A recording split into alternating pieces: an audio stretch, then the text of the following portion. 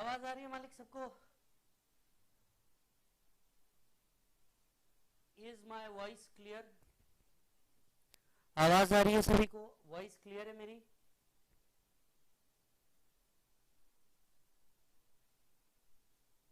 प्रभु जल्दी से बताओ।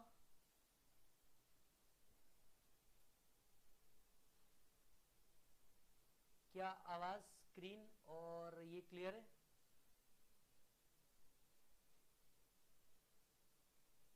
आवाज loud?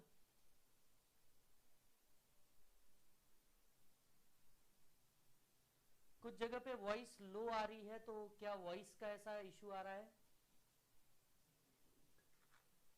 If it is so please let me no.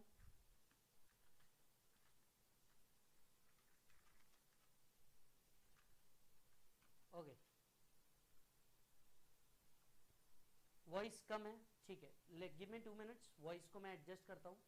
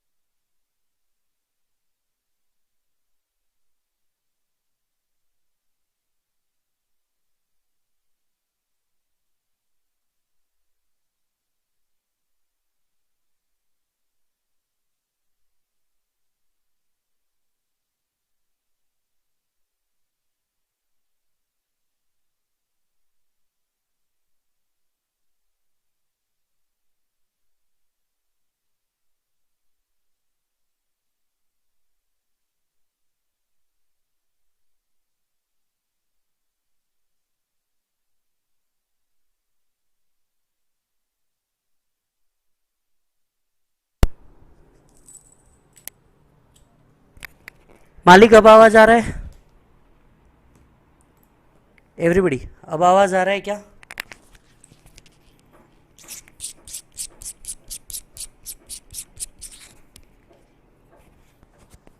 अब बताओ, अब क्लियर है साउंड? अच्छा है, क्लियर है? क्या अब साउंड अच्छा और क्लियर है?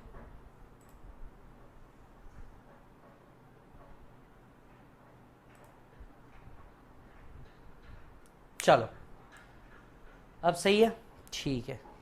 तो कर सकते हैं हम शुरुआत। लेक्चर की? पढ़ के तो आए नहीं होंगे तुम लोग, नालायक लोग। से यस, पढ़ के तो आए नहीं होंगे तुम लोग, नालायक लोग। कुछ पढ़ के आए हो जीवन में? अरे ईमानदारी से बताओ कितने लोग पढ़ रहे हैं?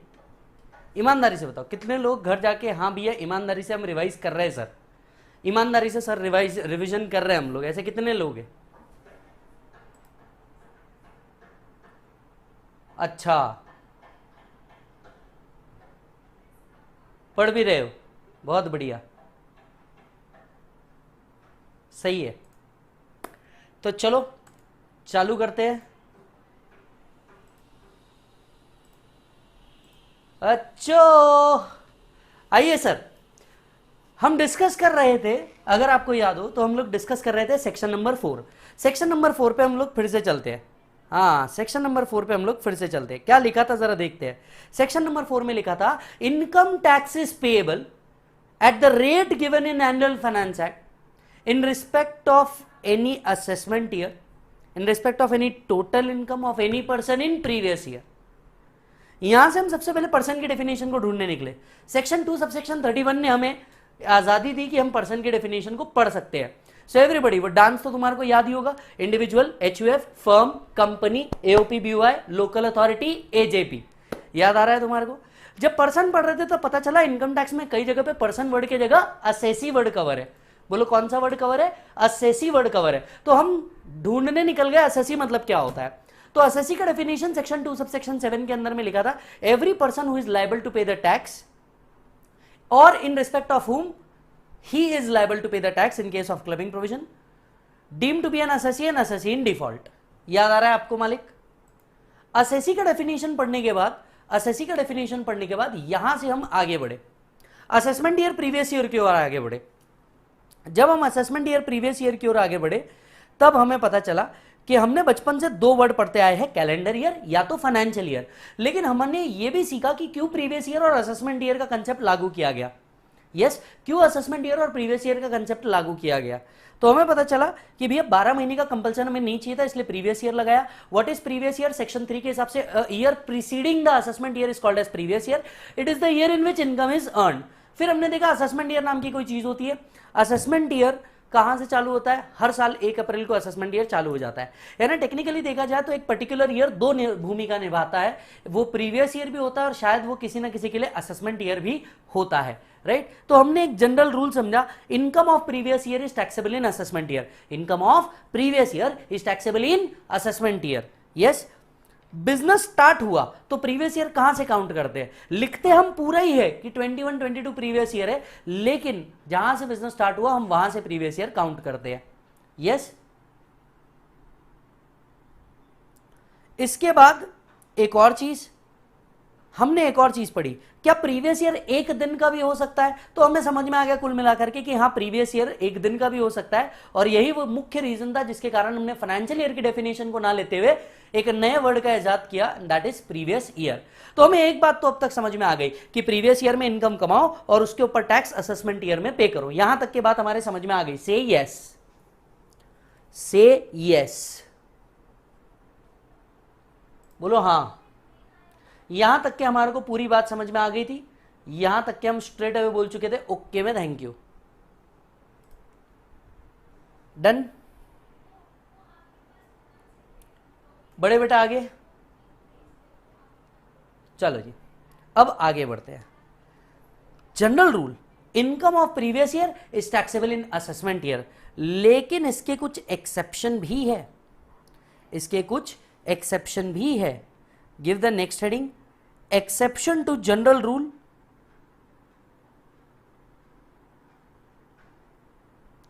Income of previous year is taxable in assessment year, which means in following cases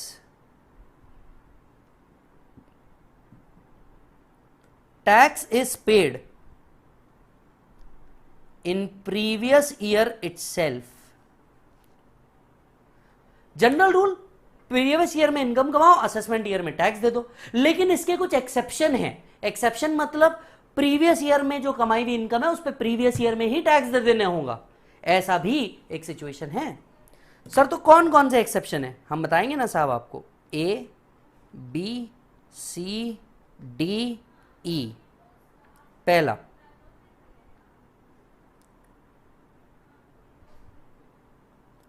an association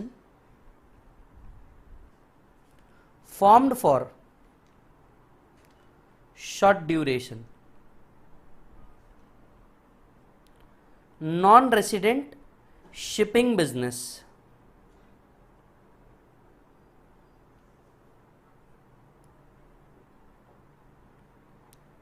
closure of business,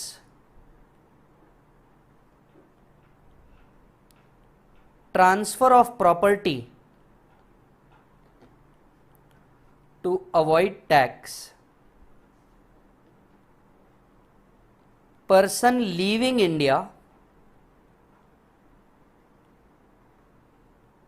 permanently, person leaving India permanently।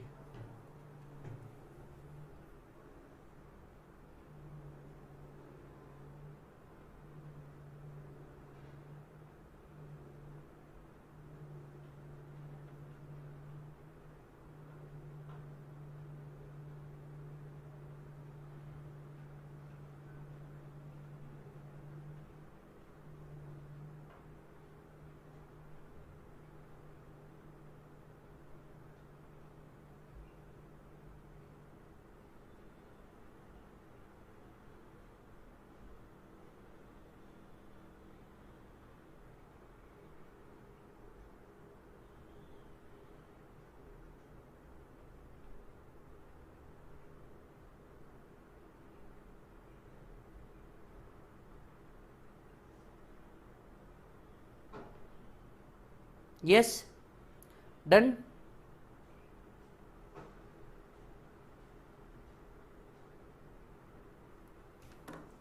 चलिए, 5 केसेस के अंदर में जिस प्रीवियस ईयर में आपने इनकम कमाई है उस प्रीवियस ईयर में ही आप टैक्स देंगे।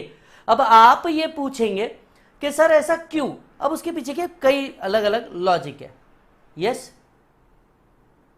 पहला, an association formed for short duration. Association जो एक शॉर्ट ड्यूरेशन के लिए फॉर्म किया गया है। चलिए इसको पढ़ने का तरीका बदल देते हैं, मजे से पढ़ेंगे जरा।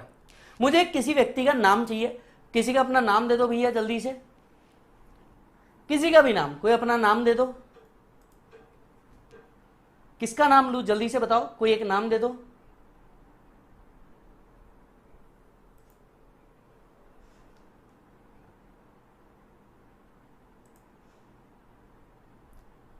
ब्रिज। तो बात उन दिनों की है, बात उन दिनों की है जब ब्रिज अपने मुंबई बीच के ऊपर गणपति डांस कर रहा था। बात उन दिनों की है जब ब्रिज मुंबई पोर्ट पे गणपति डांस कर रहा था। मुंबई जो बीच है वहां पे गणपति डांस कर रहा था। इतने में वहीं एक खूबसूरत शिप आई। शिप से उतरी एक खूबसूरत कन्या, मतलब बला की खूबसूरत। जैसी वो लड़की नीचे उतरी, उसने देखा आसपास में मस्त बीच है और एक व्यक्ति पूरे भरपूर जोश के साथ, पूरे नए उमंग के साथ नाचे जा रहा है। उसकी नजर उससे मिल गई, ब्रिज से।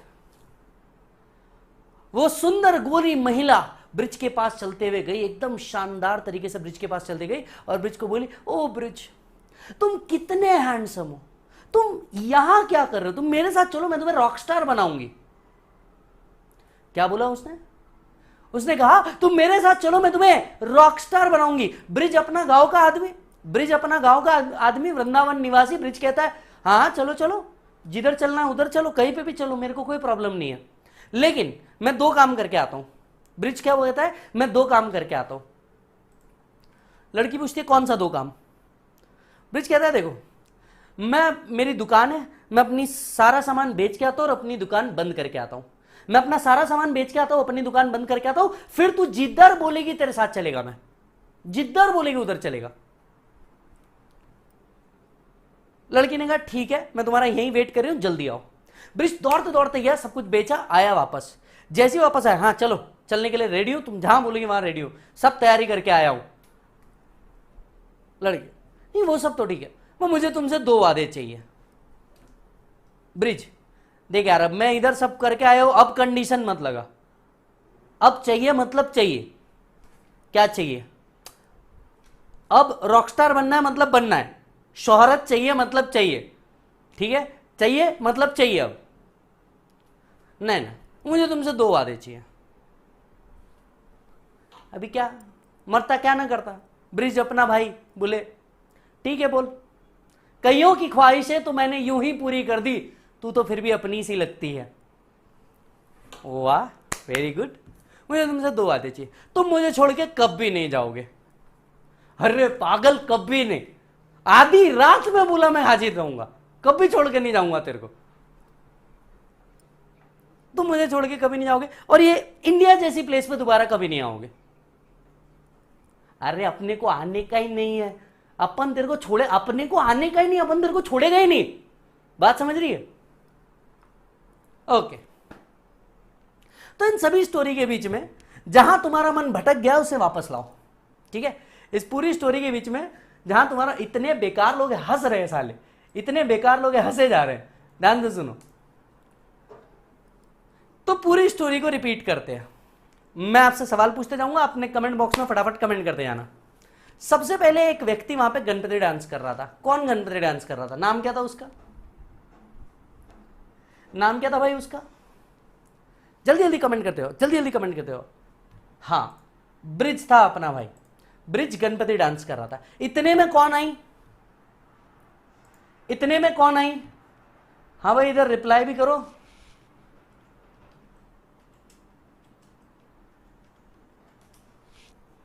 इतने में कौन आई? हाँ, सो ब्रिज गणपति डांस कर रहा था, इतने में हॉट गर्ल। अरे बेकार आदमी, हवस के पुजारी, सुंदर कन्या बोलते हैं, ठीक है। और मैं एक बात बताऊं, इतने ठरकी लोग बैठे हैं मेरे साथ, मैं बता रहा हूं, लड़के एवं लड़की, इतने ठरकी लोग बैठे। अबे शिप आई शिप, लगे लड़की दिखी नहीं, लगे सबके सब सुंदर कन्या आई, हॉट गर्ल आई। अरे बेकार लोग, शिप आई शिप, इतने में कौन आई? शिप। लड़की दिखी नहीं, लगे सबके सब लड़की आई, सुंदर लड़की आई। अबे शिप आई, शिप से सुंदर कन्या उतरी थी। सवाल क्या पूछो तो क्या, सब के सब बता रहा हूं मैं, जीवन में इतने बेकार लोग हैं। इतने में शिप आई बेटा। कौन आई? शिप। शिप से उतरी एक सुंदर कन्या। वो सुंदर कन्या की नजर अपने ब्रिज से मिली, तो जा करके उसने ब्रिज को क्या कहा, जल्दी से बताओ। उसने जा करके ब्रिज को कहा, मैं तुम्हें रॉकस्टार बनाऊंगी। ब्रिज ने कहा ओके। ब्रिज ने कहा मैं 2 काम करके आता हूं, जल्दी से बताइए वो 2 काम कौन से थे? ब्रिज ने कहा मैं 2 काम करके आता हूं, जल्दी से बताओ वो 2 काम कौन से थे?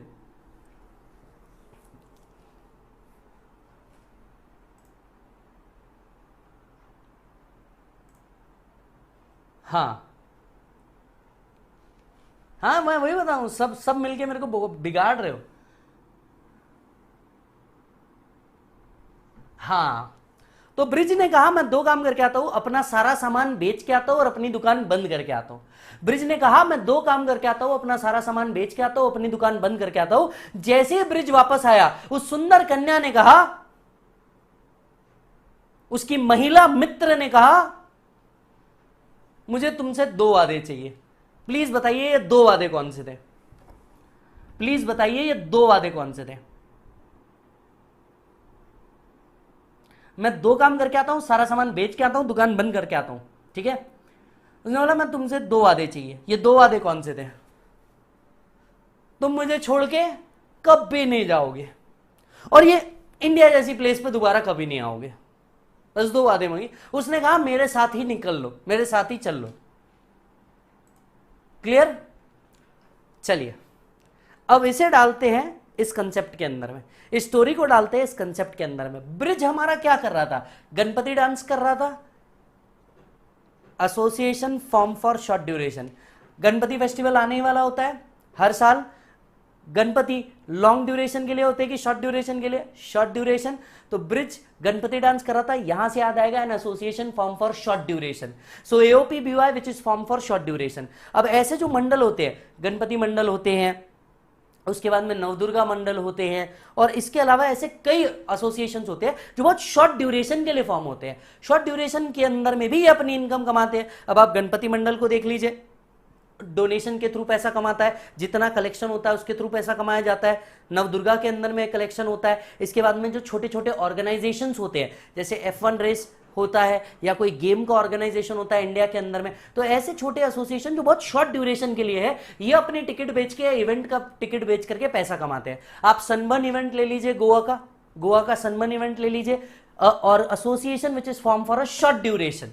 यस, तो ऐसे शॉर्ट ड्यूरेशन के दौरान भी जो इनकम कमाई जाती है, अब इमेजिन करना ये शॉर्ट ड्यूरेशन में इन्होंने इनकम कमाई, इसकी कोई गारंटी नहीं है कि अगले साल भी ये एसोसिएशन आएगा ही, कोई गारंटी नहीं है अगले साल भी ये वर्क करेगा ही कि नहीं करेगा, राइट। तो जैसे ही पैसे कमा के जा ही रहते, इतने में एओ आया, एओ आके बोलता है ओ इधर इधर इधर लाओ, आपने इनकम कमाई, लाओ टैक्स निकालो, लाओ टैक्स निकालो।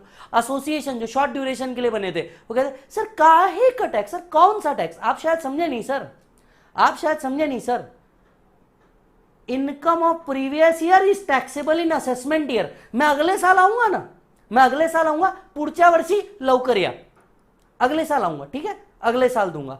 अब आप बताइए, ऐसे जो छोटे ऑर्गेनाइजेशन है, ऐसे जो छोटे एसोसिएशन है, इसकी कोई गारंटी है अगले साल बनेगा? Answer is no. तो उन्हें टैक्स पे कराया जाता है अभी के अभी, अभी के अभी मतलब जिस प्रीवियस ईयर में उन्होंने इनकम कमाई उसी प्रीवियस ईयर में उन्हें टैक्स भरना पड़ता है। कोई असेसमेंट ईयर तक के रुकने का काम नहीं है, कोई असेसमेंट ईयर तक के रुकने का काम नहीं है। यस, सो ये समझ में आया? सो पहला AOPBY which is form for short duration, that is association which is form for short duration. इतने में कौन आई थी? सुंदर कन्या नहीं, शिप आई थी, ship, non resident shipping business. Imagine कीजिए, ये मुंबई का पोर्ट, ये मुंबई का पोर्ट, मुंबई के पोर्ट पे कोई शिप आती है, ये शिप दिख रही है, बराबर है। मुंबई पे के पोर्ट पे कोई शिप आती है, यहां से कुछ लोग लेती है, यहां से कुछ गुड्स लेती है, ऑब्वियसली फ्री में तो लेके जाएगी नहीं, पैसा लेके जाएगी।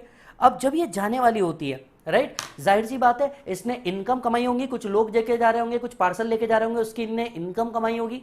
अब जैसे ही टैक्स भरने की बारी आएगी, ये नॉन रेसिडेंट शिप्स क्या कहेगी, ये हमें बोलेगी हम अगले साल आएंगे ना, अगले साल टैक्स देंगे। कोई गारंटी है ये शिप अगले साल आएगा? नहीं। तो ऐसे शिप जो नॉन रेसिडेंट शिप्स है, जो इंडिया से इनकम कमा रहे हैं, ऐसे शिप्स को टैक्स भरना होता है इनफैक्ट पोर्ट छोड़ने से पहले। यस, इंडियन पोर्ट्स छोड़ने से पहले ही इन्हें क्या करना होता है, इनकम टैक्स का क्लियरेंस सर्टिफिकेट लेना पड़ता है, एंड दे पे the tax in the previous year itself. क्योंकि इसकी कोई गारंटी नहीं कि वो अगले साल आएंगे, इसकी कोई गारंटी नहीं कि वो अगले साल आएंगे। बात समझ में आ रही है? सो they have to pay the tax अभी के अभी, मतलब जिस प्रीवियस ईयर में कमाया उसी प्रीवियस ईयर के अंदर में इनको भी टैक्स देना है। डन। इसके बाद क्या हुआ था, लड़की ने बोला कि मैं तुम्हें रॉकस्टार बनाऊंगी। फिर अपना ब्रिज कहता है मैं 2 काम करके आता हूं, अपना सारा सामान बेच के आता हूं और अपनी दुकान बंद करके आता हूं। दुकान बंद करके आता हूं, क्लोजर ऑफ बिजनेस। भाई full respect, closure of business. अगर बिजनेस बंद हो रहा है, कोई अपना दुकान को ताला लगा रहा है, अपना धंधा बंद कर रहा है, इनकम टैक्स ऑफिसर उसके पास जाएगा, राइट, इनकम टैक्स ऑफिसर उसके पास जाएगा, उसको बोलेगा सर लाइए आपने बिजनेस तो बंद कर दिया, पर यहां तक के जितनी इनकम कमाई है उसके ऊपर टैक्स दे दो। बिजनेसमैन, साला इधर मेरा धंधा बंद हो गया, मेरे को खाने के लिए पैसा नहीं है और तेरे को टैक्स चाहिए, इधर इधर इधर इधर इधर खड़े चल, यहां मेरा धंधा बंद हो गया, तेरे को टैक्स की पड़ी है। इमेजिन, अगर बिजनेस ही क्लोज हो गया है तो इसका गोइंग कंसर्न खत्म हो रहा है, अगले साल जब ये एंटिटी एग्जिस्ट नहीं करेगी तो अगले साल टैक्स कहां से कलेक्ट करेंगे भाई साहब आप? सो they have to pay the tax in the previous year in which the business is closed, in the previous year in which the business is closed. yes, एक सवाल मेरे से पूछा गया है, जवाब देना मैं जरूरी समझ रहा हूं इमीडिएट में ही। नॉन रेसिडेंट शिप्स क्यों लायबल होते हैं टैक्स के लिए? नॉन रेसिडेंट शिप्स बेटा अगर इंडिया से आकर के इनकम ही नहीं कमाए तब तो उनकी कोई लायबिलिटी अराइज नहीं होगी। अगर वो यहां से पैसेंजर और गुड्स लेकर के जा रहे हैं तो जाहिर सी बात है इनकम उनने इंडिया से कमाई है, तो उसके ऊपर तो उनको टैक्स देना ही होगा। क्लोजर ऑफ बिजनेस, उसी साल टैक्स पे करना है जिस साल बिजनेस क्लोज हुआ है। Fourth, transfer of property to avoid the tax. Actually ये इनकम टैक्स का एक पावर है। अगर किसी को ऐसा लगता है, इनकम टैक्स डिपार्टमेंट को ऐसा लगता है कि कोई व्यक्ति जिसके ऊपर असेसमेंट चालू है, दैट इज कानूनी कार्रवाई शुरू है, वो देश छोड़ के भाग सकता है। हमारे पास कई एग्जाम्पल है, विजय माल्या, नीरव मोदी और ऐसे कई लोग जो हमारे देश को छोड़ करके चले गए रातों रात। अब ऐसे केसेस के अंदर में वो क्या करेंगे, रातों रात इधर की प्रॉपर्टी का सौदा करना चाहेंगे, और इनकम टैक्स डिपार्टमेंट ऐसे सौदे को रोकना चाहेगा, इनकम टैक्स डिपार्टमेंट ऐसे सौदे को रोकना चाहेगा। तो ऐसे केस में वो क्या करेंगे, अगर कभी भी उनको पता चल जाता है a person is transferring the property to avoid the tax, वो सारा टैक्स वगैरह अवॉइड करके अपनी प्रॉपर्टी बेच बाच के निकलने वाला है, इनकम टैक्स डिपार्टमेंट उसको नोटिस भेज करके बोल सकता है तेरी ये इनकम बन रही है और इसके ऊपर टैक्स तेको पे करना है अभी के अभी, अभी के अभी, इसी प्रीवियस ईयर के अंदर में। Are you getting it? चलिए next, person leaving India permanently. अगर कोई पर्सन इंडिया छोड़ के ही परमानेंटली लीव कर रहा है, आपको लगता है अगले साल सिर्फ वो टैक्स पे करने के लिए आएगा? नहीं। मन में एक सवाल जरूर उठ जाएगा कि सर कोई व्यक्ति परमानेंटली लीव कर रहा है, ये हमें कैसे पता चलेगा? वीजा, परमानेंट वीजा जब आपका कहीं का लगता है तो इस वीजा से पहले आपको इनकम टैक्स का क्लियरेंस सर्टिफिकेट लेके आना पड़ता है। जब तक आप इनकम टैक्स का क्लियरेंस सर्टिफिकेट नहीं दे देते तब तक आपको वीजा अप्लाई नहीं करने मिलेगा, इसीलिए उस व्यक्ति को टैक्स पे करना पड़ता है in the previous year itself. Income tax clearance certificate लेना पड़ता है और फिर ही देना पड़ता है। यस सर, तो क्या फॉरेन एयरलाइंस भी लायबल होती है टैक्स के लिए? बिल्कुल लायबल होती है फॉरेन एयरलाइंस भी इंडिया में टैक्सेबिलिटी के लिए। अगला चैप्टर रेसिडेंशियल स्टेटस है, आपको वैसे भी समझ में आ जाएगा। दूसरी इंपॉर्टेंट बात, हालांकि उनको प्रीवियस ईयर में ही टैक्स देने की जरूरत नहीं होती, वो असेसमेंट ईयर में दे सकते हैं। डन मालिक? चलो जी। सो 5 एक्सेप्शन थे, पांचों स्टोरी के अंदर में आ जाते हैं। तुम मुझे छोड़ के कभी नहीं जाओगे, वो सिर्फ राइम करने के लिए था। इंडिया जैसी प्लेस पे दोबारा कभी नहीं आओगे। Person leaving India permanently. तो जो चीजें एक प्यारी सी स्टोरी बना के याद रख सकते हो, और इस क्वेश्चन को करीब 6 बार एग्जामिनेशन में पूछा है आज तक के। What are exception to the general rule, income of previous year is taxable in assessment year. कौन से केस में प्रीवियस ईयर में ही टैक्स भरेंगे, कौन कौन सी सिचुएशन में previous year is equal to assessment year, इन सारे तरीकों से सवाल पूछा गया है। आप इसको बहुत आसानी से एक स्टोरी में ही याद रख सकते हो। चलिए एक बार वापस से स्टोरी रिपीट कर लीजिए। सबसे पहले ब्रिज क्या कर रहा था, गणपति डांस, इतने में कौन आई, शिप आई, शिप से कौन उतरी, सुंदर कन्या, स्टोरी को मोटिवेशन बनाने के लिए, राइट। लड़की ने बोला मैं तुम्हें रॉकस्टार बनाऊंगी, लड़का बोलता है मैं 2 काम करके आता हूं, अपना सारा सामान बेच के आता हूं, दुकान बंद करके आता हूं। जैसे ही लड़का वापस आया, लड़की ने 2 वादे मांगे। पहला वादा, तुम मुझे छोड़ के कभी नहीं जाओगे, स्टोरी है साहब। दूसरा, इंडिया जैसी प्लेस पे दोबारा कभी नहीं आओगे, इंडिया जैसी प्लेस पे दोबारा कभी नहीं आओगे, पर्सन लिविंग इंडिया परमानेंटली। अब इसी को कंसेप्ट के अंदर में डाल दो। पहला AOP BOI, form for short duration. दूसरा, नॉन रेसिडेंट शिपिंग बिजनेस। तीसरा, क्लोजर ऑफ बिजनेस। चौथा, transfer of property to avoid the tax. पांचवा, पर्सन लीविंग इंडिया परमानेंटली। भाई साहब फुल रिस्पेक्ट। आज जाना और अपने दोस्तों को भी बताना कि इस कंसेप्ट को स्टोरी से भी याद रखा जा सकता है, जरूरी नहीं है हर चीज आपको रटनी ही पड़े। That's why romancing the taxation, romancing the taxation, that is the reason. आप इसको ऐसे भी याद रख सकते हो। मजा आया मालिक? सर एग्जाम में डायरेक्ट क्वेश्चन आते हैं, since it is a theory question, ये क्वेश्चन तो डायरेक्ट ही आता है, ये तो डायरेक्ट ही आता है, इट्स अ थियरी क्वेश्चन। सो 3 चीजें मैंने अभी तक बताई जो चैप्टर नंबर 1 में थ्योरी पॉइंट ऑफ व्यू से रिलेवेंट है। पहला, आपको हमने पर्सन का डेफिनेशन बताया। दूसरा, असेसी का डेफिनेशन बताया। तीसरा, ये वाला exception to the general rule, income of previous year in taxable in assessment year. Everybody yes और नो? सर डीटी भी वास्ट है बेटा, बाकी सब्जेक्ट रिलेटेड आपको जो भी पूछना है आखिरी के 15 मिनट आपको दूंगा बेटा, मैं सारे पूछ लेना। सेक्शन 4 पे वापस आ जाओ, चार्जिंग सेक्शन। अब आप देखो, इसको हमने बहुत हद तक के क्लियर कर दिया है, इसको हमने बहुत हद तक के क्लियर कर दिया है। चेक करो, वापस पढ़ते हैं सेक्शन 4। एवरीबॉडी पेज पलटाओ, पेज पलटाओ जल्दी से, आओ वापस से। Income tax is payable. अब आपको देखिए इसके मीनिंग समझाता हूं। एक पूरी डेफिनेशन को करीब मैं 4 घंटे से रटवा रहा हूं आपसे, 4 घंटे से इस डेफिनेशन को हम लोग रीड कर रहे हैं। इनकम टैक्स इज पेएबल, हमें इनकम टैक्स पे करना है उस रेट पे जो फाइनेंस एक्ट में दिए हुए हैं। कब पे करना है? For any assessment year. हमें टैक्स कब पे करना है? असेसमेंट ईयर में। किस पे? इन रिस्पेक्ट ऑफ इस टोटल इनकम, इसकी टोटल इनकम पे जो किसी भी पर्सन ने कमाई है प्रीवियस ईयर में। अगर हिंदी में कहना चाहूं इस डेफिनेशन को, किसी भी व्यक्ति की टोटल इनकम पे जो उसने प्रीवियस ईयर में कमाई है उस पे हम इनकम टैक्स पे करेंगे असेसमेंट ईयर में उस रेट पे जो एनुअल फाइनेंस एक्ट में दिया हुआ है, उस रेट पे जो एनुअल फाइनेंस एक्ट में दिया हुआ है। यस मालिक। अब समझा power of linking.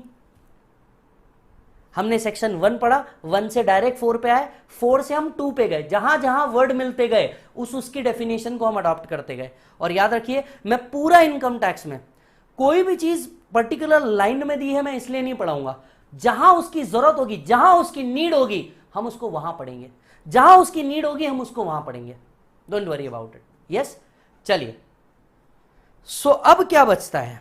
Income tax भी पढ़ लिया, असेसमेंट ईयर भी पढ़ लिया, टोटल इनकम भी पढ़ लिया, एनी पर्सन भी पढ़ लिया, प्रीवियस ईयर भी पढ़ लिया, और अब सिर्फ एक चीज बचती है, that is the rate given in annual finance act. उसके पहले प्रूफ रीडिंग कर लें थोड़ी सी, उसके पहले थोड़ा सा प्रूफ रीडिंग कर लें। पेज नंबर 6 पे आइए। In case of newly started business, previous year will begin with the date of commencement and ending on 31st March. However, next year shall always be a period of 12 months. Exception to the above rule हमने important mark किया है, जिसको हम separately deal करते हैं. In following cases, previous year is taxable as same year in which it is earned. Shipping business of non-resident, person leaving India, AOP BOI which is formed for a particular event, person likely to transfer the property to avoid tax, and discontinued business that is closure of business. इन सारे cases के अंदर में previous year ही आपका assessment year माना जाता है, and you paid the tax in previous year itself, you pay the tax in previous year itself. Done Prabhu? चलिए section 4 के प्रूफ रीडिंग पे आते हैं। पेज नंबर 4 पे आइए, पेज नंबर 5 पे आइए रादर, सीधा। Income tax is payable for any assessment year at the rate given in annual finance act in respect of total income of any person in previous year. अगर आप notes देखोगे तो जिन जिन word पे आपका highlight होना चाहिए notes में आप देखो ऑलरेडी उन वर्ड्स पे मैंने हाईलाइट करके रखा है, उसको ग्रीन करके रखा है।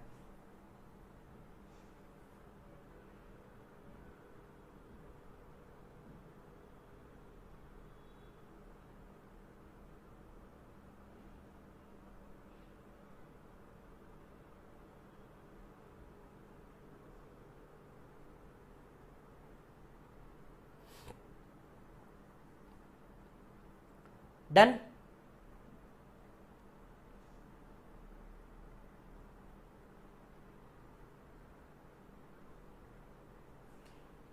चलिए अब एक वर्ड बचता है, बस उसको भी देख ले कि टैक्स कैसे कंप्यूट किया जाता है। यस, आज हम लोग समझेंगे टैक्स कैसे निकाला जाता है। मैंने आपसे कहा था पेन, कैलकुलेटर ये वो सब अपने साथ में रखना। आज से हम लोग टैक्स कैलकुलेशन चालू करने वाले हैं। आज से हम लोग मालिक टैक्स कैलकुलेशन चालू करने वाले हैं। एक डबल पेज ले लीजिए, अगर किसी का सिंगल पेज छूट भी रहा है तो उसे छोड़ दो, सही समय पे मैं इसे यूज करवा दूंगा। बिल्कुल डबल पेज ले लीजिए, किसी का सिंगल पेज छूट रहा होगा छोड़ दो, डबल पेज चाहिए मेरे को, पूरा double page. Yes,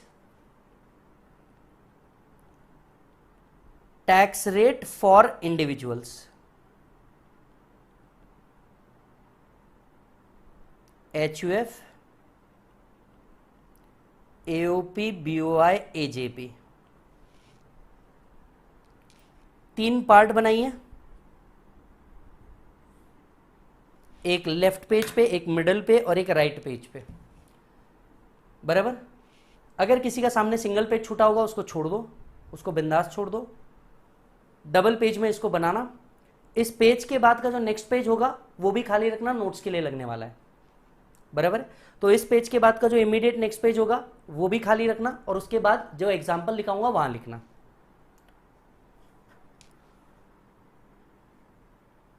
for individual,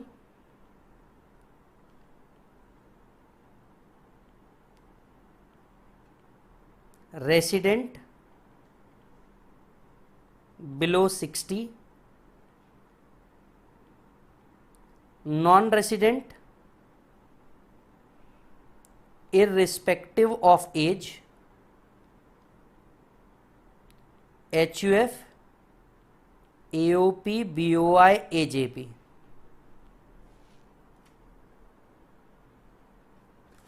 So are you ready for tax calculation?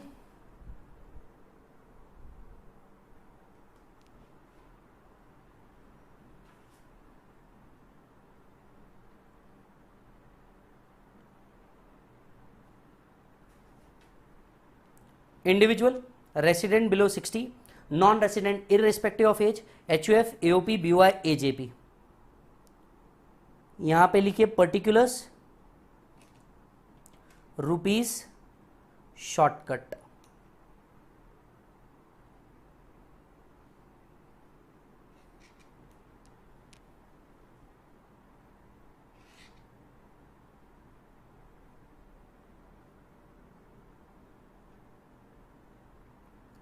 Total income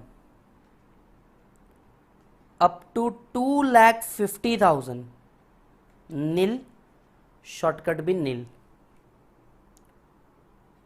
2,50,001 to 5 lakh, 5%, 12,500. 5 lakh to 10 lakh,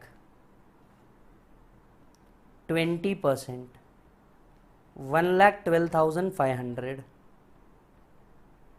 Above 10 lakh, 30% dash. इसको हम कहते हैं slab rate, normal rate.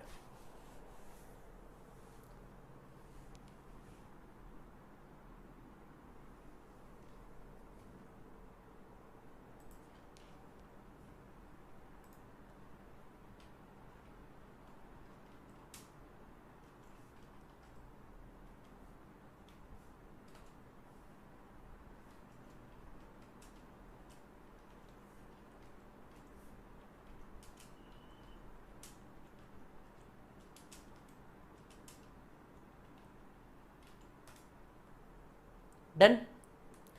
Everybody done?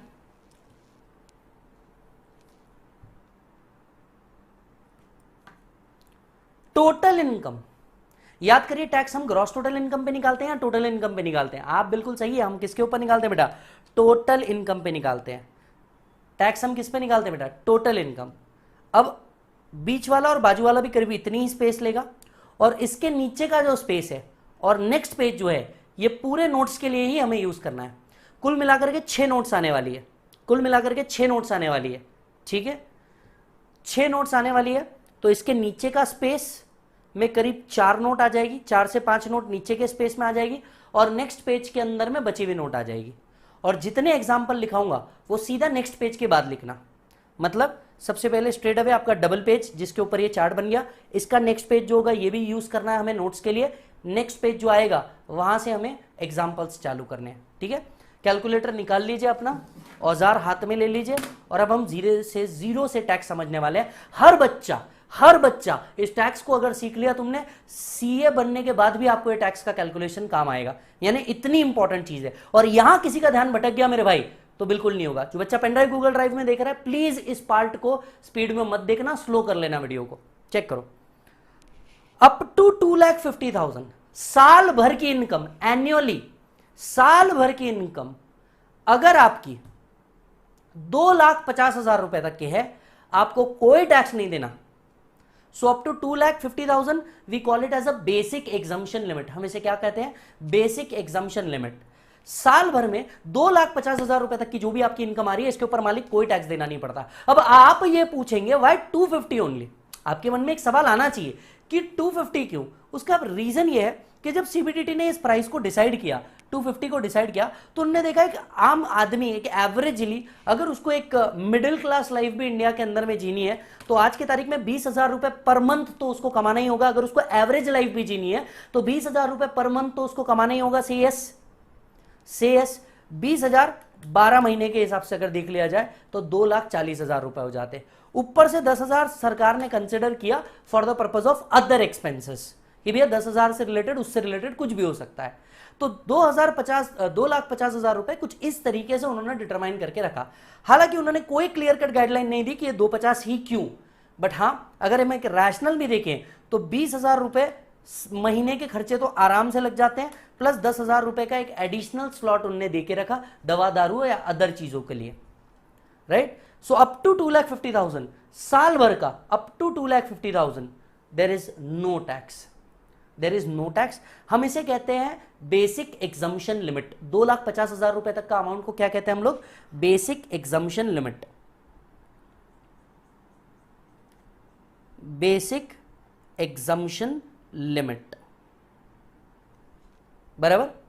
ये बेसिक एग्जम्पशन लिमिट हर उस individual को जो भारत में resident है लेकिन 60 से कम की एज है, नॉन रेसिडेंट की एज कुछ भी हो, 80 इयर्स का भी हो तो यही बेसिक एग्जम्पशन लिमिट लगेगा। HUF, AOP, BOI, AJP यही बेसिक एग्जम्पशन लिमिट्स लगेंगे। क्लियर है?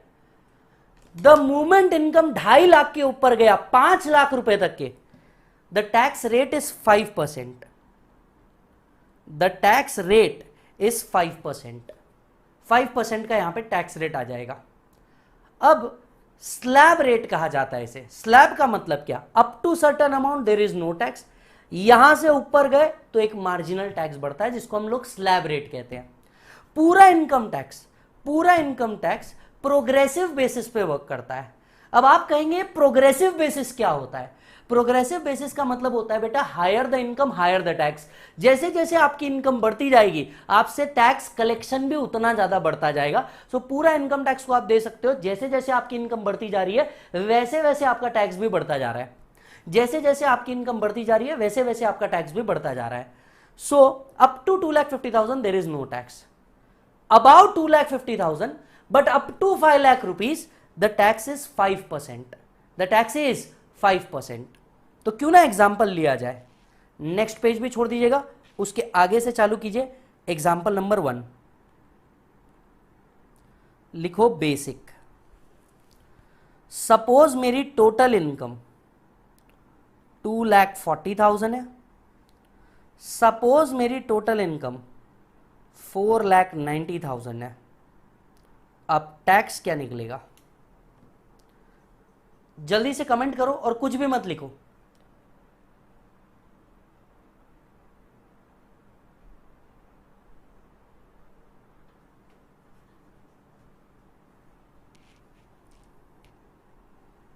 आपके जितने सवाल आ रहे हैं मैं हर बच्चे से वापस से फिर एक बार रिक्वेस्ट करता हूं, कंसेप्ट जब तक खत्म नहीं होता तब तक के सवाल ही मत पूछो, क्योंकि आपको भी टैक्स का टी भी नहीं पता है। और आप इस बात पे तो अभी तक निश्चिंत हो जाओ कि एंड तक के आपके मन में कई सवाल रहेंगे जो आपने सोचे भी नहीं होंगे, वो भी मैं क्लियर करूंगा, और जो सोचे होंगे तो करना ही है। पहला केस नील। सर क्यों? टोटल इनकम 250 के ऊपर जा ही नहीं रही तो टैक्स देना ही नहीं है, कोई टैक्स नहीं देना उसको।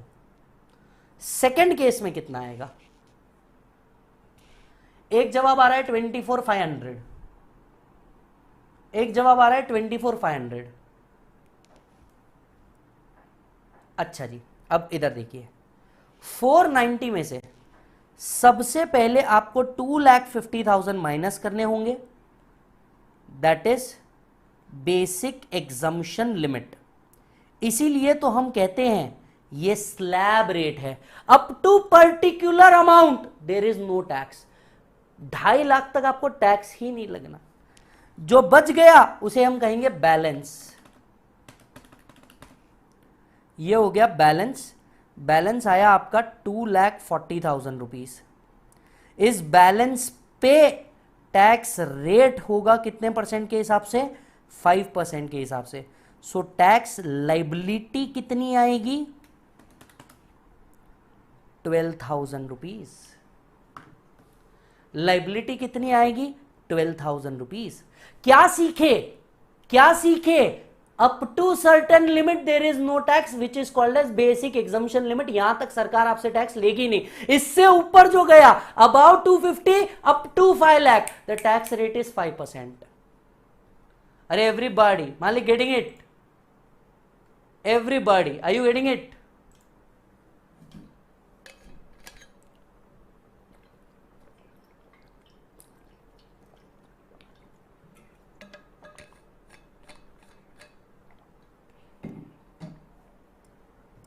एक और दो ट्राई करोगे? एक और दो ट्राई करोगे? अच्छा, ये वर्ड्स को ध्यान से रखना। वर्ड्स को इसी तरीके से आपको लिखने पड़ेंगे। एक और देता हूं, ट्राई करो। Total income 5 lakh rupees. चलो ट्राई करो। आई नो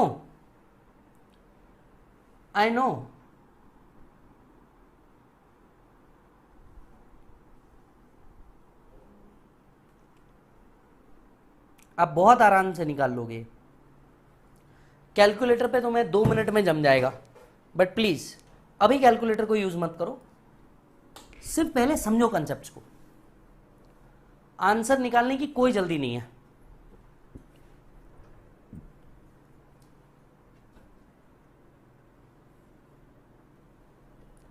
सबका जवाब आ रहा है 12,500। अच्छा जी, इसमें से माइनस करता हूं मैं बेसिक एग्जम्पशन लिमिट। पूरे वर्ड लिखना, जहां तुमने वर्ड खाए वहां सामने वाले ने तुम्हारे मार्क्स खाए। बहुत सिंपल है, तुम भी भूखे हो तो वो भी भूखे। और याद रखना, तुम एसएमएस नहीं लिख रहे हो, तुम पेपर लिख रहे हो, तो पूरे शब्द यूज करने पड़ेंगे। बैलेंस 2,50,000, 5 लाख रुपए तक के लिए टैक्स रेट है 5%, तो टैक्स लाइबिलिटी कितनी हो जाएगी मालिक? 12,500। जरा रुकना वाला, क्या मैं भी अभी यही कह रहा था कि अगर आपकी इनकम 5 लाख रुपए तक के है तो आपका टैक्स 12,500 ही आएगा? Hence proved. मतलब आप अपने दिमाग में सेट करके रख सकते हो कि 5 लाख रुपए तक की इनकम पे टैक्स 12,500 ही आएगा। शॉर्टकट, 5 लाख रुपए तक की इनकम पे टैक्स 12,500 ही आएगा। ये आप सीधा शॉर्टकट दिमाग लगा सकते हो। कई बच्चे जिन्होंने पहले भी पढ़ा है, अब वो आके मेरे से यहां पे सवाल पूछे जा रहे हैं, sir where is the surcharge, where is the cess. वो शायद ये भूल रहे हैं, ये बेसिक का क्लास है, बच्चों को पहली बार से पढ़ाना पड़ेगा। और मैंने आपसे पहले ही कहा, मेरे लेक्चर के अंदर में पेशेंस जरूरी है, क्योंकि एंड तक आपके कोई सवाल ही नहीं छोड़ूंगा।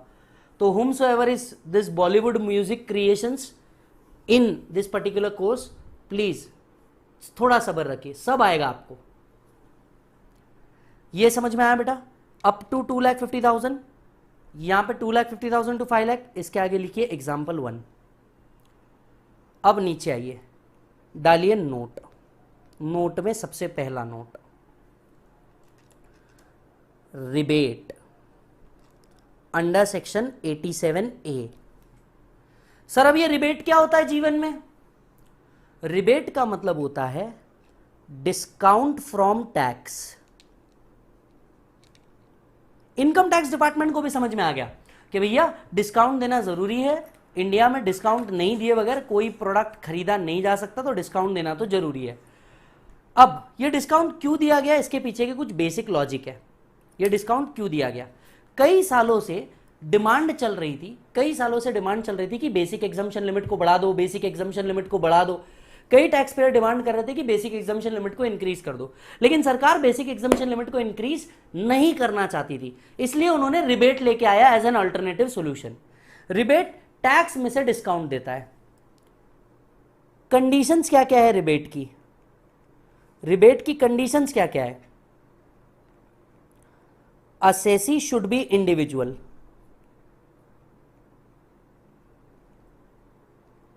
पहली चीज, इंडिविजुअल के अलावा रिबेट किसी को नहीं मिलेगा। HUF, AOP, BOI इनको रिबेट नहीं मिलता। यस, HUF, AOP, BOI इनको रिबेट नहीं मिलता।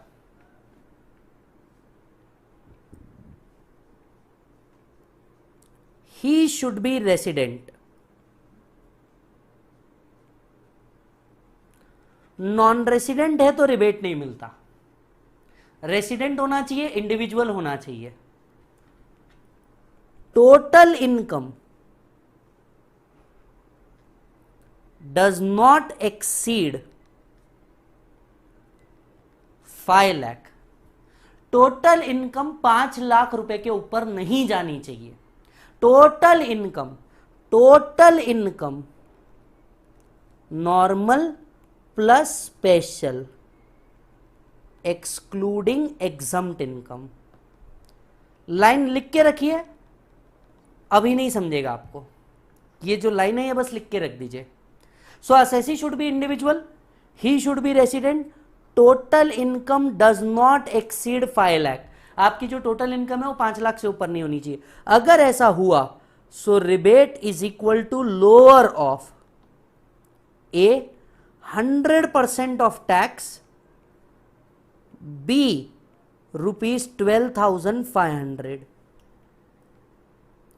100% of tax, be ₹12,500।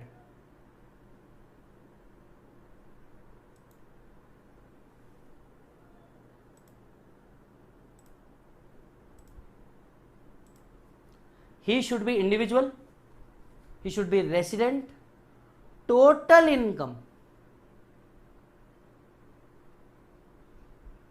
does not exceed 5 lakh,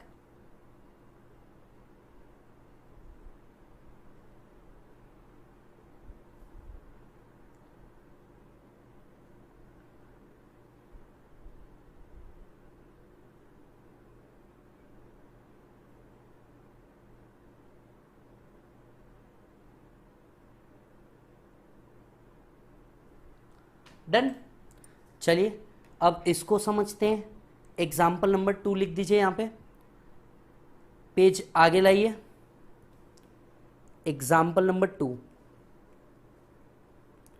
basic with rebate. Suppose कर लो मेरा टोटल इनकम है 4,80,000। सबसे पहले इस पर टैक्स निकालो, सबसे पहले इस पे टैक्स निकालो।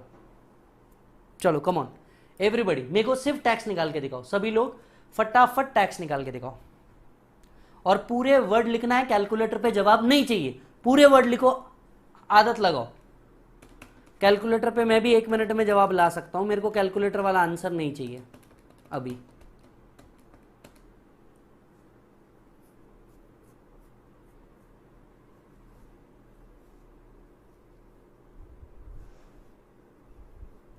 क्लियर? 11,500 कैसे निकाला? इसमें से माइनस करेंगे बेसिक एग्जम्पशन लिमिट। जहां तुमने वर्ड खाए सामने वाले ने तुम्हारा मार्क्स खाया। एसएमएस लैंग्वेज नहीं चलेगा, बैल कुछ नहीं होता, बैलेंस होता है। तो अगर आप बैल भी लिखने की आदत लगा रहे हो तो मत लगाओ, यहां मार्क्स कटेंगे। 2,30,000, इस पे टैक्स रेट 5%, क्योंकि टोटल इनकम 5 लाख से ऊपर नहीं जा रही। तो टैक्स लाइबिलिटी आ गई आपकी 11,500 रुपए। अज्यूम कर ले कि ये असेसी इंडिविजुअल है, ये असेसी रेसिडेंट है, ये असेसी इंडिविजुअल है, ये रेसिडेंट है। क्या रिबेट मिलेगा? क्या रिबेट मिलेगा? यस। तो टैक्स लाइबिलिटी में से आप माइनस करोगे rebate under section 87A। 11,500 minus कर दिया, आपका जो बैलेंस बचा ये निल हो गया। सर आपने 87A में 11,500 पूरा कैसे माइनस कर दिया? याद कर बेटा, lower of a act 100% of tax. 100% of tax कितना हुआ? 11,500। B maximum limit 12,500, whichever is lower, इसलिए मैंने पूरे 11,500 ले लिए और टैक्स आ गया नील। तो अगर तुम लॉजिकली देखो तो सरकार ने बात मान ली, 2.5 लाख की जगह 5 लाख तक के टैक्स नहीं लगता। 2,50,000 की जगह पे 5 लाख रुपीस तक के टैक्स नहीं लगता बिकॉज ऑफ रिबेट। हालांकि बेसिक एग्जामिनेशन लिमिट 2,50,000 ही है और ये बेनिफिट सिर्फ दिया गया है individual, that too resident. So non residents को लिए बेनिफिट्स नहीं है। अगर हम बेसिक एग्जामिनेशन लिमिट बढ़ा दे तो नॉन रेसिडेंट को भी वो बेनिफिट मिल जाएगा और सरकार ऐसा नहीं चाहती। सरकार चाहती है कि सिर्फ उसके रेसिडेंट्स को ये बेनिफिट मिले, सिर्फ उसके रेसिडेंट्स को ये बेनिफिट मिले। एक और ट्राई करेंगे क्या? एक और ट्राई करेंगे प्लीज, एक और ट्राई करो। 2.1 आपकी टोटल इनकम 4,95,000। चलो ट्राई करो, चलो जी भाई ट्राई करो। आपको एस्टिमेटेड टाइम दिया 2 मिनट का।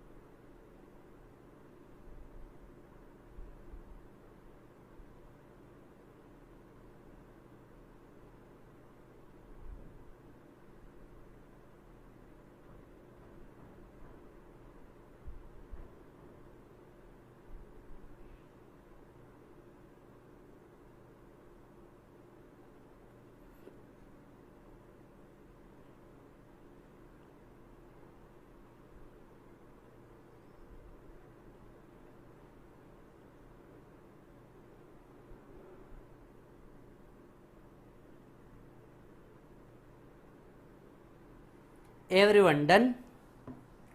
क्या जवाब आ रहे हैं भाई साहब? क्या आंसर आ रहा है?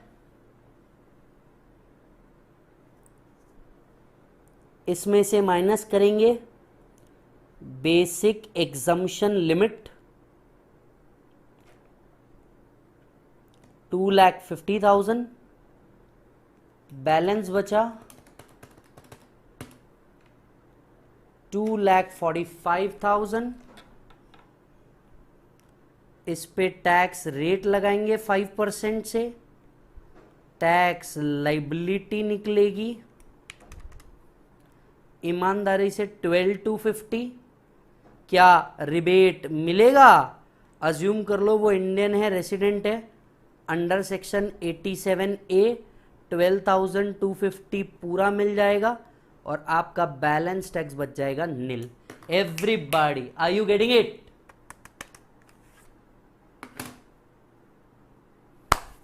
वो थर्ड, सपोज यही एसएससी नॉन रेसिडेंट रहता तो क्या रिबेट मिलता? नहीं। उस केस में टैक्स लाइबिलिटी आ जाती 12,250।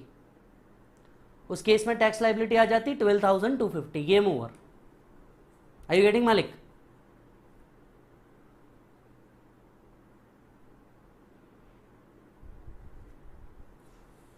Game over. बहुत हार्ड है ना टैक्स? इतना हार्ड है टैक्स। अब मेरे से वो बॉलीवुड म्यूजिक वाले भैया हमारे पूछ रहे थे, सर रिबेट का क्या हुआ? आ गया बेटा सही समय पे?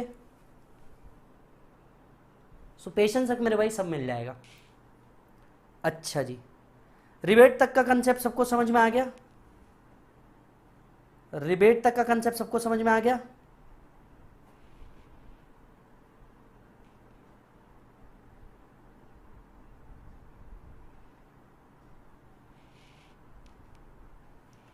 चलो जी, आते हैं नोट नंबर 2 पे। Note number 2, HEC @4%। HEC @4%। अब ये HEC क्या होता है? जैसे कि हम पहले भी डिस्कस कर चुके हैं, health and education cess.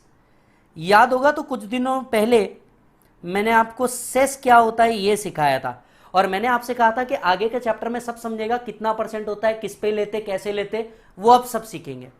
Health and education cess. कुछ सवाल आपसे पूछना चाहूंगा, जल्दी से बेसिक रिकॉल हो जाएगा। क्या cess consolidated fund of India का पार्ट है? यस। क्या सेस को सरकार किसी भी पर्पस के लिए यूज कर सकती है? आज ही आपका बेसिक भी टेस्ट हो जाएगा। बताइए, क्या सेस का पैसा सरकार किसी लिए भी यूज कर सकती है?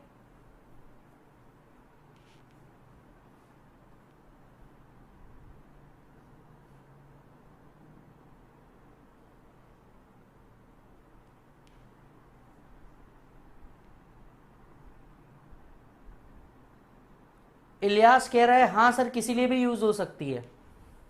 इलियास बेटा, चलो आपने नो बोल दिया, ये ठीक है।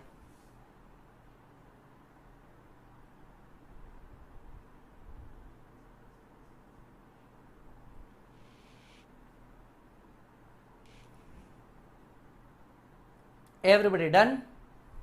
तो हेल्थ और एजुकेशन के लिए यूज होता है। Cess is done mandatorily. Problem में पूछा हो नहीं पूछा हो सेस करना है। प्रॉब्लम में बोला हो नहीं बोला हो सेस ऑटोमेटिकली करना है। It is a percentage of tax payable after surcharge if any. ये टैक्स पेएबल पे निकाला जाता है after surcharge if any. Example number 3 लिख दीजिए।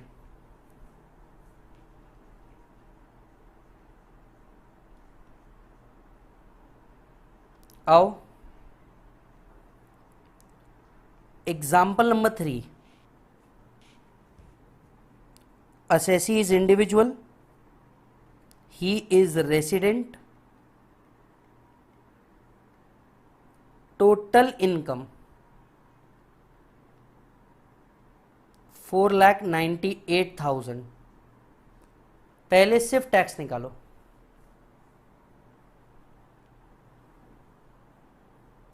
पहले सिर्फ टैक्स निकालो।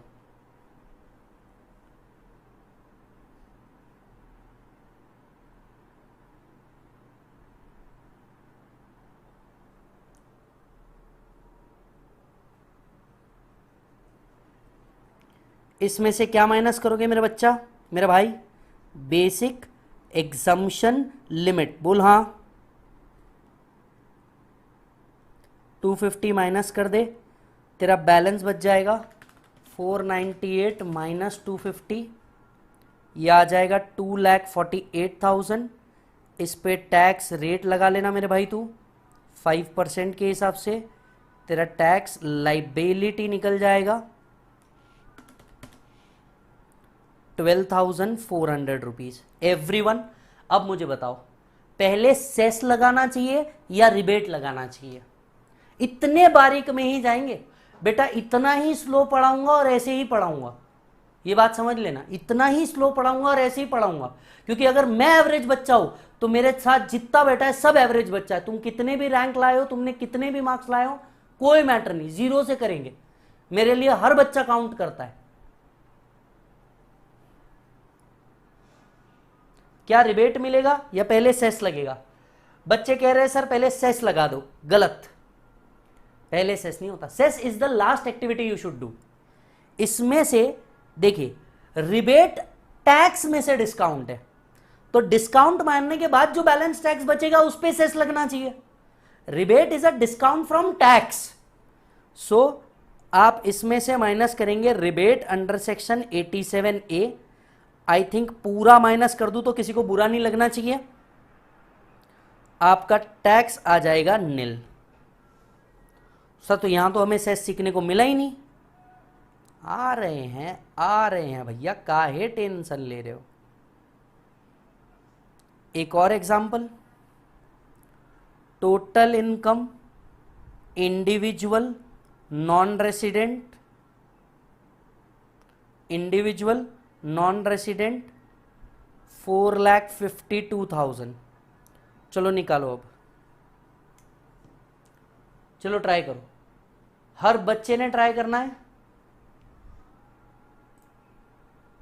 हर बच्चे ने ट्राई करना है, गलत हुआ चलेगा।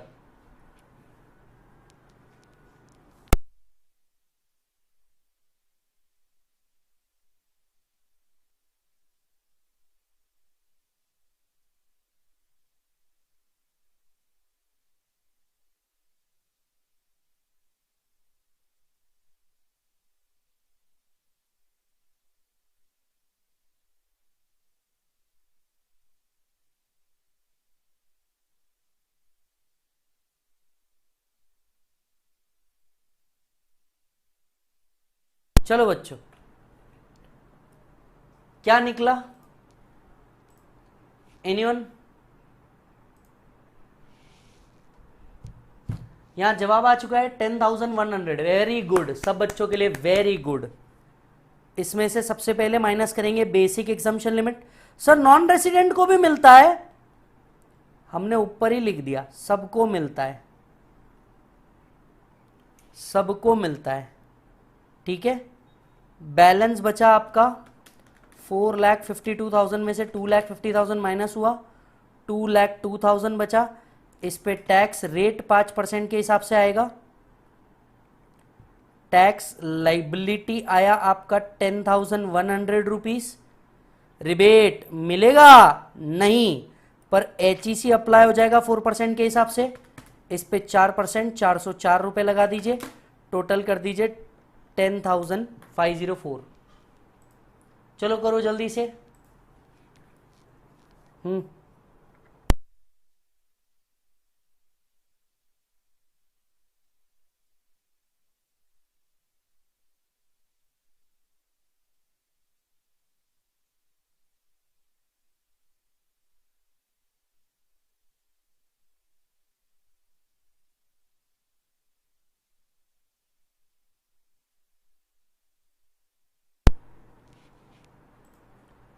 एवरीवन, सबको समझ में आया सेस को कैसे अप्लाई किया जाता है?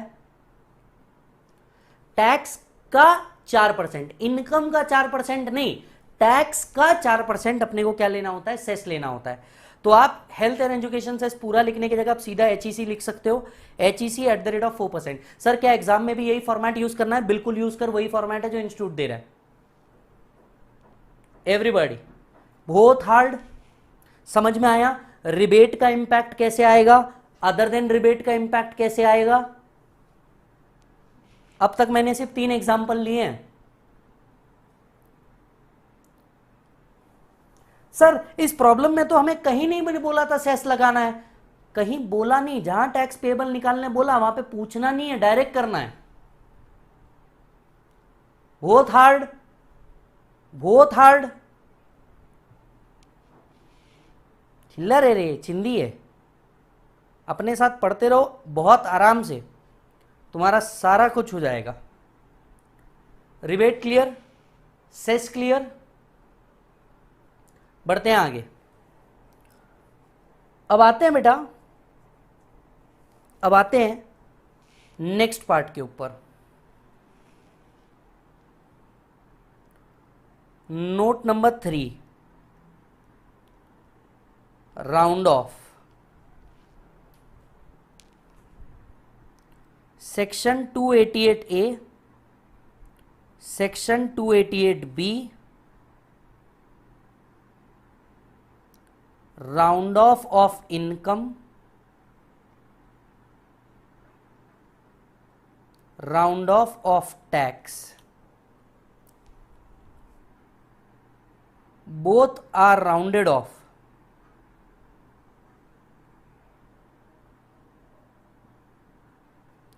in multiple of rupees 10. Rule of 5 applies if last figure is 5 or above,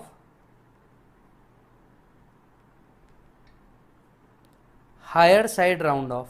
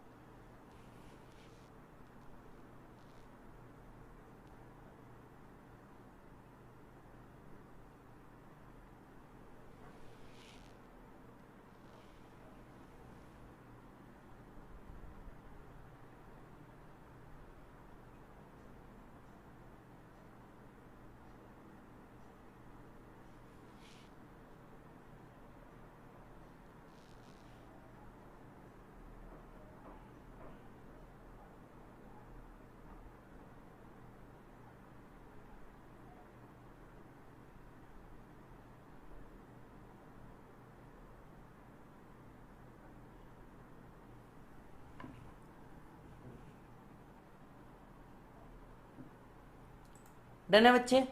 अब ये क्या कंसेप्ट है भैया राउंड ऑफ का? मेरी बात सुनो, वो अकाउंट्स में होता है जहां पे हर फिगर क्या राउंडिंग ऑफ में मिलती है, 2 लाख, 5 लाख, 3 लाख। अब इनकम तो पैसों में भी हो सकती है। फॉर एग्जाम्पल अगर कोई दुकानदार 50 पैसे की चॉकलेट बेचता होगा तो उसका प्रॉफिट कितने ही पैसे होता होगा। तो अकाउंट्स के अंदर में फिगर आपको पूरी कंप्लीट फिगर मिलती है। यस, आपको पूरी कंप्लीट फिगर अकाउंट्स के अंदर में मिलती है, इनकम टैक्स में मिलेगी ये जरूरी नहीं है। और इसी के लिए राउंडिंग ऑफ का कंसेप्ट लेके आए, 2 सेक्शन डाले गए, section 288A, section 288B। 288A total income को राउंड ऑफ करने की बात करता है, जबकि 288B टैक्स को राउंड ऑफ करने की बात करता है। And both are rounded off in multiple of ₹10। Both are rounded off in multiple of ₹10। Now इधर देखिएगा साहब, रूल ऑफ 5 इज एप्लीकेबल। जो भी फिगर है, लास्ट फिगर अगर अप टू 4 है तो lower side round off, last figure अगर 5 या 5 से ऊपर है higher side round off. Check कीजिए कुछ ऐसे एग्जांपल को, 23282, 23285, 23287 कैसे राउंड ऑफ होगा? आखिरी वाली फिगर पे फोकस करना, आखिरी वाली फिगर पे फोकस करना। आखिरी वाली फिगर अप टू 4 है तो इसे लोअर साइड राउंड ऑफ कर दो। आखिरी फिगर 5 या 5 से ऊपर है, इसे हायर साइड राउंड ऑफ कर दो। इनकम टैक्स डिपार्टमेंट बोलता है भैया 5 रुपए से ना आपको फर्क पड़ेगा ना हमको फर्क पड़ेगा, पर कैलकुलेशन में बहुत सारी चीजें अवॉइड हो जाएगी, तो it is a rounding off concept.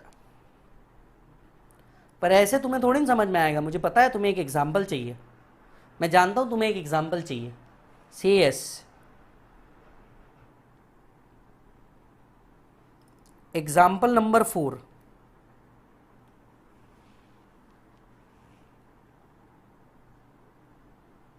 Yes total income, total income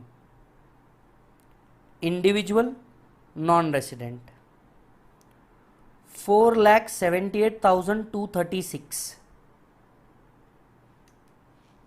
चलिए अब कैसे करेंगे, दोनों साथ में मिलके करते हैं।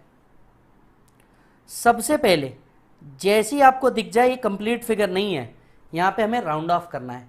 Can anybody please tell me कि राउंड ऑफ कितने पे होगा? 288 को ध्यान में रखते हुए,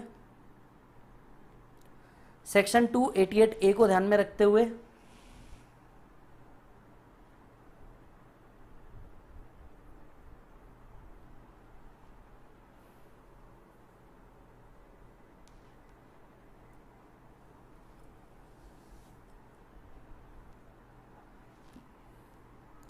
$478,240।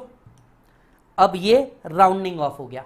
अब जैसे नॉर्मल टैक्स निकालते हो वैसे निकालो, इसमें से बेसिक एग्जम्पशन लिमिट माइनस कर दो,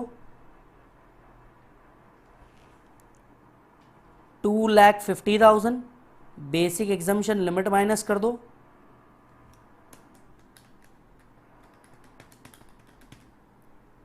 बैलेंस बच गया 228,240।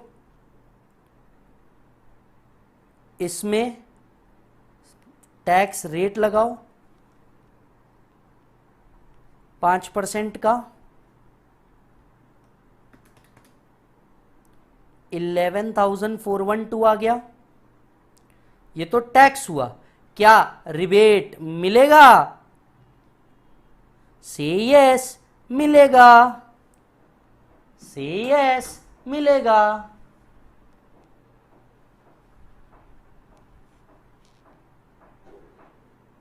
मैं तो कह रहा हूं दे दो, क्या तकलीफ है?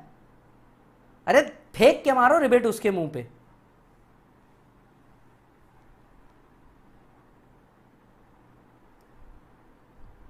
नहीं, चलो तुम कहते हो तो मैं मान लेता हूं, लेकिन अब भी कुछ बाकी है तेरे मेरे बीच में।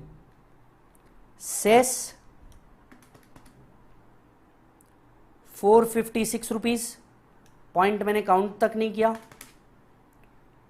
टोटल टैक्स आएगा 11,868 रुपीज, बराबर। मैं आपसे एक सवाल पूछना चाहता हूं, क्या टैक्स को भी राउंड ऑफ करने की जरूरत है क्या? क्या टैक्स को भी राउंड ऑफ करने की जरूरत है क्या?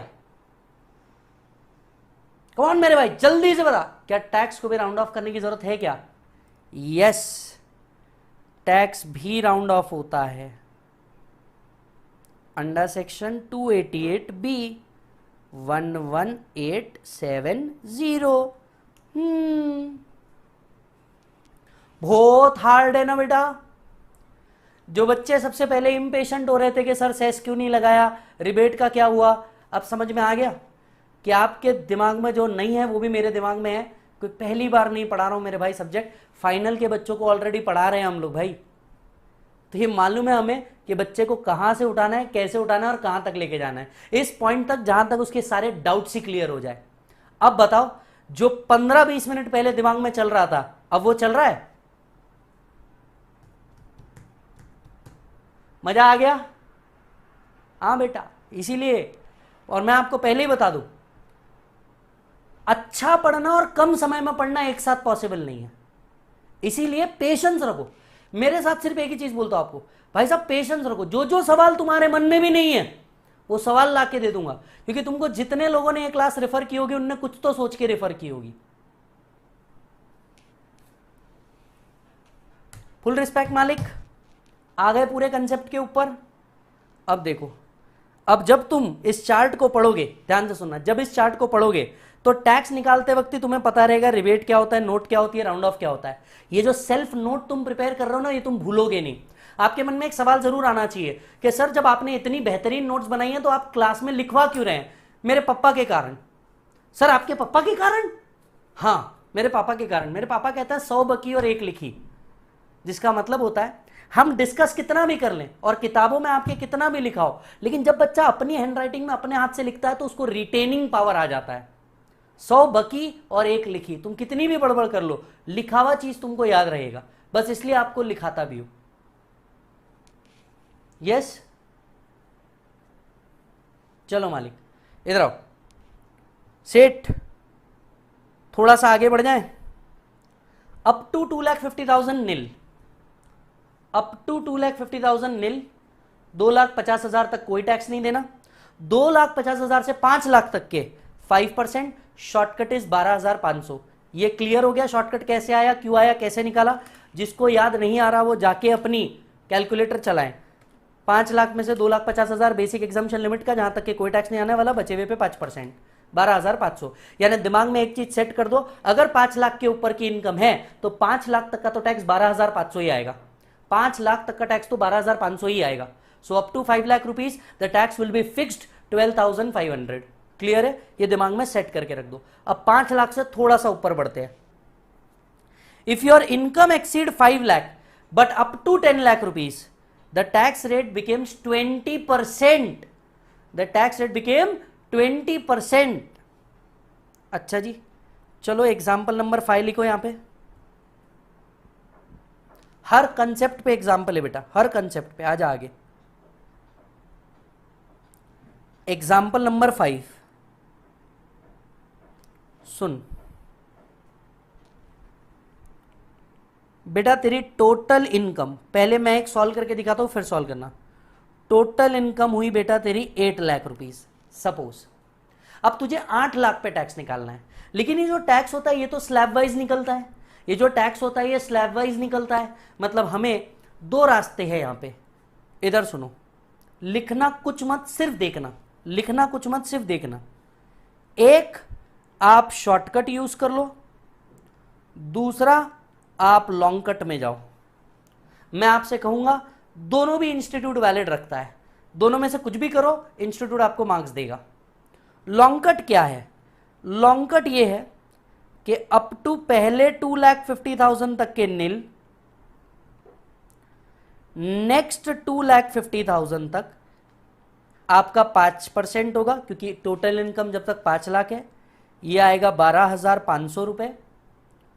नेक्स्ट 3 लाख पे 20%, 5 लाख के ऊपर up to 10 lakh, that is 8 lakh minus 5 lakh, 20%, ये आया 60,000 रुपीज। टोटल टैक्स निकला 72,500। ऐसा प्रॉपर बाइफरकेट करके काम करो। लेकिन ये आपके लिए भी कंफ्यूजिंग मैटर है। इसका एक शॉर्टकट देता हूं जो एग्जाम में शायद आपका 1 से 1.5 मिनट बचा ले, जो कुछ और लिखने के काम आए। स्ट्रेट लिखो total income rupees tax, income up to 5 lakh. 5 lakh तक का टैक्स तो तुम्हारे वैसे ही शॉर्टकट से दिमाग में चले गया, 5, 15, 12,500। इसको यहां से क्रॉस एग्जामिन भी कर सकते हो कि 5 लाख तक का टैक्स तो कितना आने वाला है, 12,500। स्ट्रेट यहां पे लिखो बैलेंस 3 लाख। इस पे टैक्स रेट 20%, ये आया 60,000। आपका टोटल टैक्स बना 72,500। आपके पास दोनों रास्ते अवेलेबल है, शॉर्टकट भी अवेलेबल है, लॉन्ग कट भी अवेलेबल है। कौन सा यूज करना है आप देख सकते हो। हम यही कहेंगे कि शॉर्टकट यूज करो।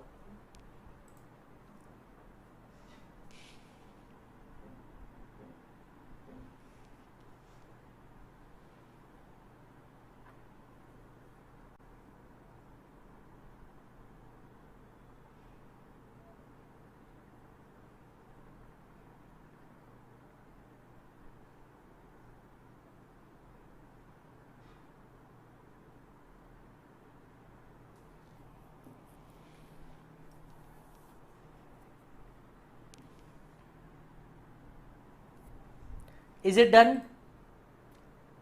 ये बात समझ में आई? सभी को शॉर्टकट समझ में आया? एवरीबडी, सभी को शॉर्टकट समझ में आया? आप स्ट्रेट शॉर्टकट यूज कर सकते हो। ये तो टोटल टैक्स हुआ, इसमें आप क्या जोड़ दोगे? HEC जोड़ दोगे @4%। रिबेट तो आने नहीं वाला क्योंकि टोटल इनकम 5 लाख के ऊपर है, तो 72,500 पे 4% ऐड कर दो, 2,900, टोटल टैक्स आ गया 75,400। बात समझ में आई? इतने सिंपल तरीके से टैक्स निकल सकता है। आप चाहो तो अभी दोनों लिख लो, लिखना चाहोगे दोनों या सिर्फ शॉर्टकट लिखना चाहोगे, आपके ऊपर है।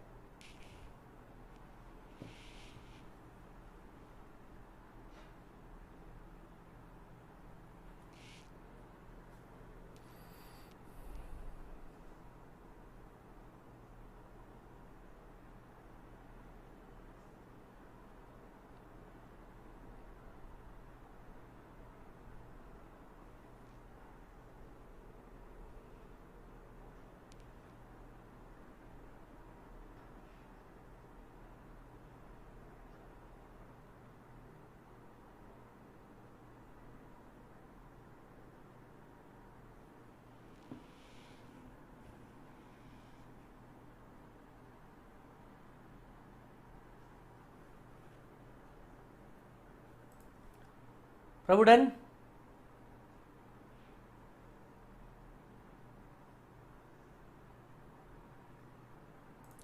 यार इतने से कहां होगा? तुम तो बोल, तुमको नहीं लगता? तुम्हें एक एग्जाम्पल, ये तो मैंने सॉल्व किया ना, तुमने थोड़ी ना सॉल्व किया, तुमको भी तो एक लगेगा। चलो, टोटल इनकम 9,29,292,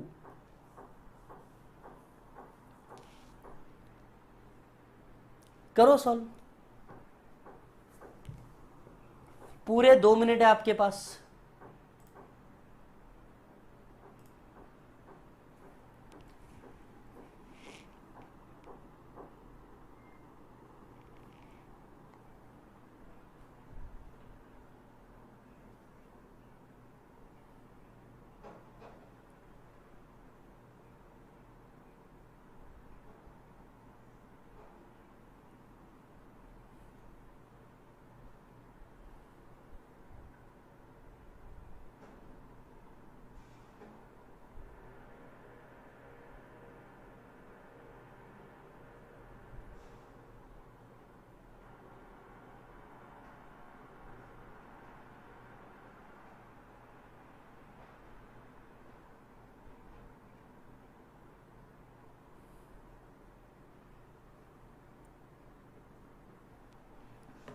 एवरीवन,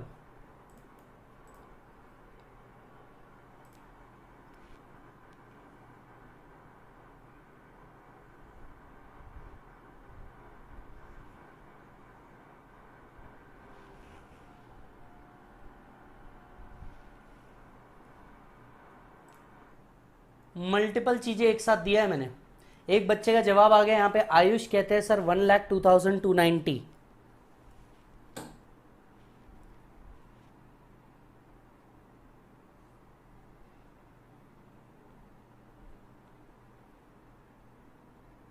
सबसे पहले कर दो round of under section 288A,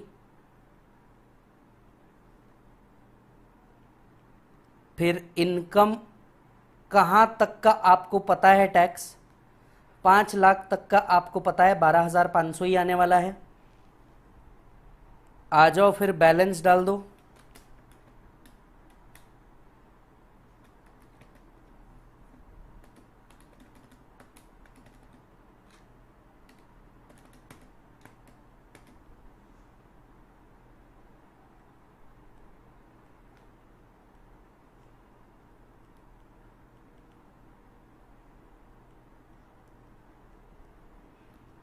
यहां पे आपका टोटल टैक्स निकल गया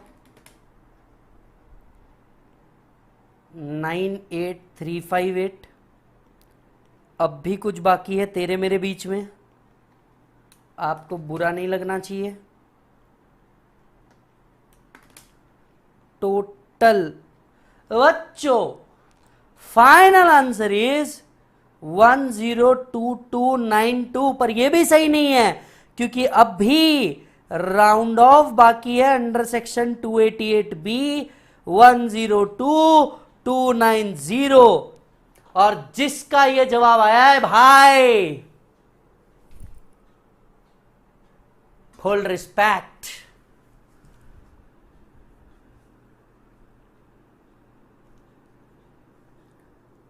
बहुत हार्ड।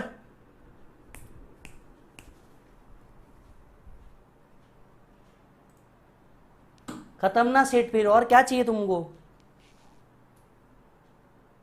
बताओ, आए हुए हुए ही कितने दिन है तुमको डीटी में और तुम टैक्स निकाले जा रहे हो?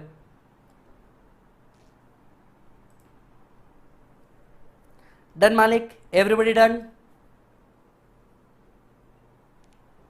इजी है, ये वर्ड याद रखना, इजी है। सर क्यों डरा रहे हो? नहीं डरा नहीं रहा हूं, बता रहा हूं, इजी तो है ही, नो डाउट इजी है ही।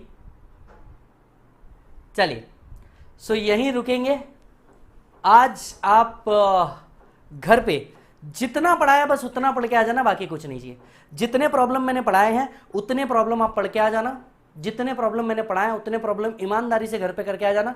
और अगर कल आपको ज्यादा एज चाहिए तो यही प्रॉब्लम्स को वापस उठा के सॉल्व कर लेना, यही प्रॉब्लम्स को वापस उठा के सॉल्व कर लेना। प्रैक्टिस का प्रैक्टिस हो जाएगा, रिवीजन का रिवीजन हो जाएगा। डन मालिक? Now any student any kind of doubt please ask.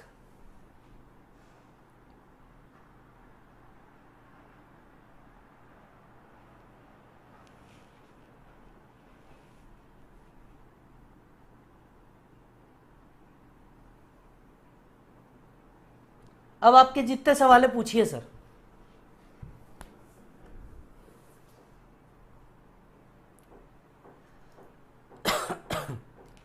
Sir इसमें बेसिक एग्जामिशन लिमिट लगा के नहीं कर सकते क्या? गौरव अभी आप थे मेरे साथ 10-15 मिनट पहले, तो आप समझ जाएंगे कि मैं क्या कह रहा था।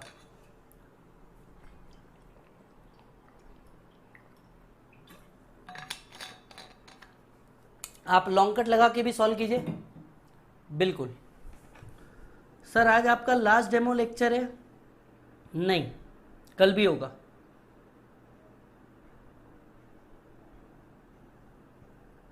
सर डेमो कब तक चलने वाला है?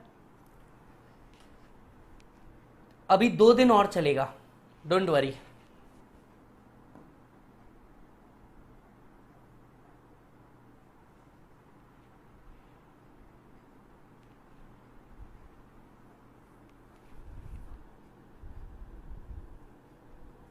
बेटे हम रिमेनिंग लेंगे।